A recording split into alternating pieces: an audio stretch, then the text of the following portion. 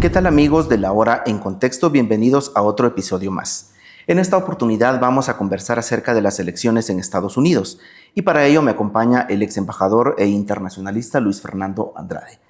Licenciado, bienvenido a La Hora en Contexto. En esta oportunidad vamos a hablar un poco del proceso electoral en Estados Unidos. Usted sabe que nos afecta a prácticamente todo el mundo. La primera pregunta que yo le quisiera hacer es, ¿cuál es su primera reacción después de que el presidente Biden ha decidido dar un paso al costado y que ahora va a ser otra persona la que sea nominada por el Partido Demócrata? ¿Cómo mira usted esta decisión y cómo podría impactar en el proceso electoral en Estados Unidos? Primero le agradezco la invitación, Sergio, venir aquí a la sede de La Hora y participar en este programa que es La Hora en Contexto. La pregunta que me hace es un tema muy importante no solo para Guatemala, sino para el mundo entero. Los Estados Unidos juega y ha jugado en los últimos años, después de la Guerra Mundial y luego de la Guerra Fría. Es un liderazgo y una estabilidad, manejan la estabilidad del mundo. Uh-huh. Y cuando hay diferencias o conflictos, ellos intervienen. El gobierno del presidente Biden, que está ya en una fase final, estamos hablando de meses, uh-huh, se da en una campaña electoral muy controversial, porque la candidatura del del candidato Trump, del republicano, fue sometida a varios juicios. Claro. Juicios, digamos, en diferentes tribunales, diferentes, uh-huh, casos. Y parecía que era algo concertado, que era unos tras otros, hasta documentos desclasificados, manejados ilegalmente, supuestamente. Y el último en Nueva York, donde él tuvo que sentarse ante un jurado. Entonces había toda una, digamos, incidencia judicial en el proceso electoral. Ajá. Luego la candidatura del presidente Biden venía bien, decíamos, venía consolidada. Nadie pensaba que iba a suceder lo que pasó hace 2 semanas. Claro. Uh-huh. Es decir, en un debate donde a la hora de enfrentarse después de los juicios, uh-huh, el presidente Trump acepta el debate. Ajá. Y no sé si los asesores llevan al presidente Biden a aceptar también ese debate. El presidente Trump estaba a unos días de ser sentenciado en Nueva York. A él le convenía realmente el debate porque eso lo iba a apuntalar y se sentía sólido frente a una candidatura como la del presidente Biden. Pero la catástrofe es el punto de quiebre, ¿no? Digamos, para los propios demócratas. Es decir, él ya venía con problemas cognitivos y con debilidades físicas. Ajá. Pero la prensa siempre ha jugado un papel, la mayoría de los medios de comunicación de los Estados Unidos son progresistas, son prodemócratas. Sí. E influyen. Ajá. Entonces venían de alguna forma protegiendo y no exponiendo al presidente Biden. El debate fue un riesgo que se tomaron, pero fue un riesgo muy alto porque fue una catástrofe. Claro. Y fue tal el nivel de impacto en la población, en la ciudadanía, que dijeron, bueno, aquí la popularidad se desploma. Y se desplomó, en efecto. Se desploma y los medios de comunicación son los primeros, uh-huh, que cuestionan, y ahí está el New York Times, los directores, uh-huh, del New York Times, columnistas, y así en cadena, en cascada, se van otros medios de comunicación, líderes del Partido Demócrata, y empieza un tsunami, uh-huh, de presiones financistas en contra del presidente Biden. Y el presidente Biden resiste. Se sorprende, se ve que estaba sorprendido de las presiones, uh-huh, que estaba recibiendo. Intentó dar una entrevista un poco a la ABC para calmar los ánimos, no salió bien.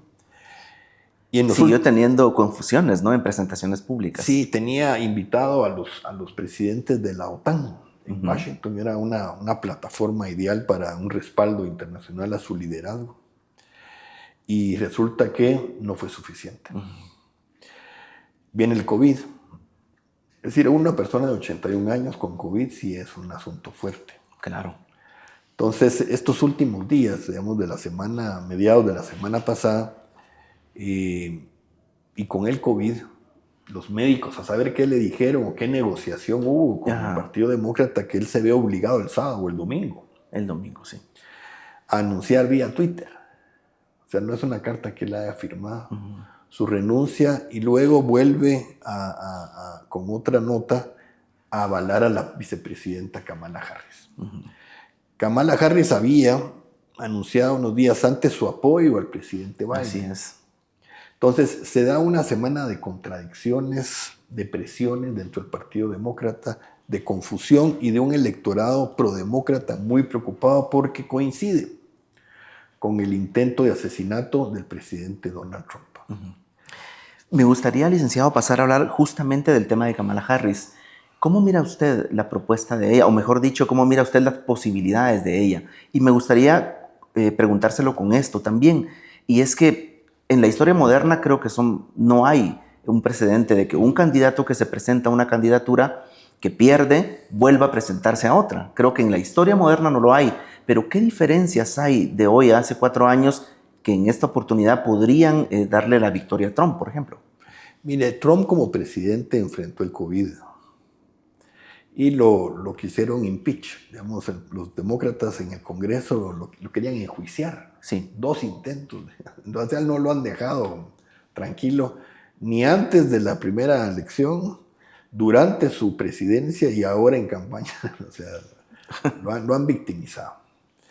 Él logró, digamos, situaciones en el campo de la economía, de estabilidad, pero el COVID, el manejo del COVID y todo, sí le afectó en su campaña. Fue su lastre.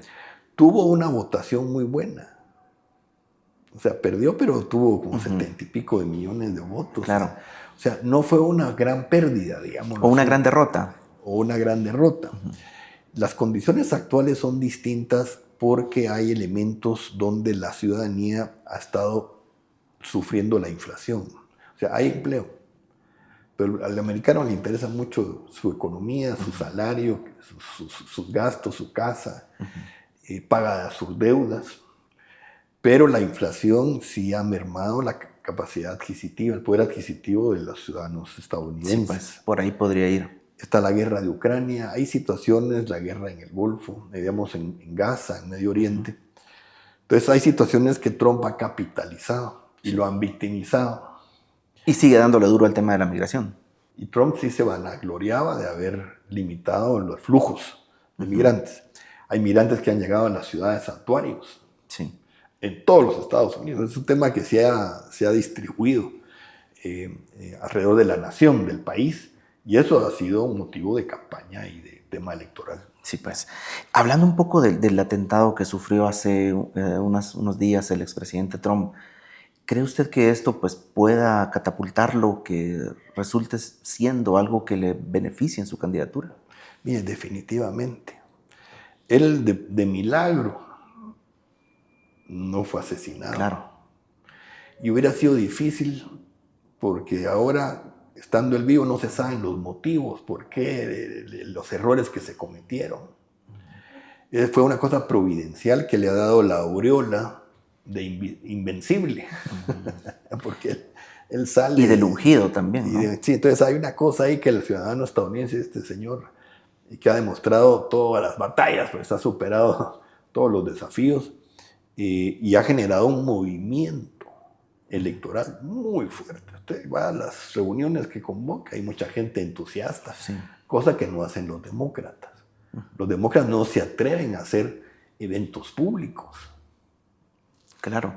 Sí. Bien, me gustaría pasar al tema un poco más ya hablándolo desde la perspectiva de Guatemala. Usted sabe seguramente la polarización que se vive el país y los problemas que hubo el año pasado de cientos o miles de ciudadanos que salieron en defensa de la democracia, que estuvo en riesgo. Digamos, hay quienes piensan que una victoria de Trump sería un retroceso para Guatemala, que no le beneficiaría. ¿Cómo lo mira usted? Si los republicanos retoman la Casa Blanca, ¿qué papel debería jugar Guatemala? Mire, el gobierno de Guatemala, los sectores, digamos, sociales, económicos, políticos, académicos, debemos hacer una causa común, como se hizo el año pasado en defensa de la democracia. Sí es una democracia muy frágil.